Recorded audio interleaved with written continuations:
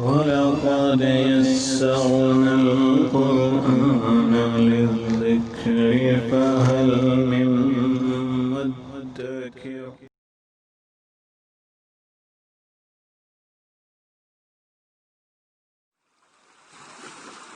أعوذ بالله من الشيطان الرجيم. واضرب لهم مثل الحياة الدنيا كماء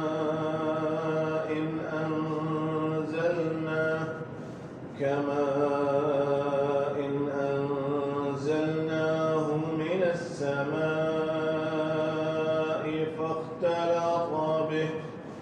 فاختلط به نبات الأرض فأصبح حشيما تذروه الرياح وكان الله على كل شيء مقتدرا. المال والبنون زينة الحياة الدنيا والباقيات الصالحات خير عند ربك ثوابا وخير أملا. ويوم نسير الجبال وترى الأرض بارزة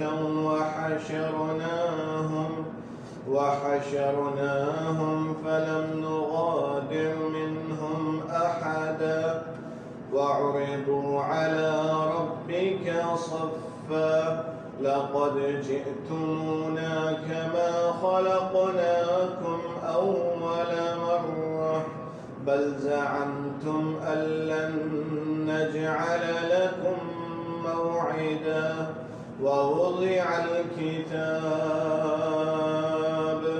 ووضع الكتاب فترى المجرمين مشفقين مما فيه ويقولون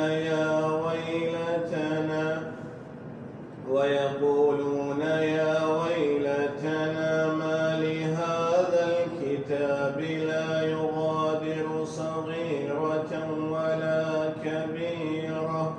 لا يغادر صغيرة ولا كبيرة إلا أحصاها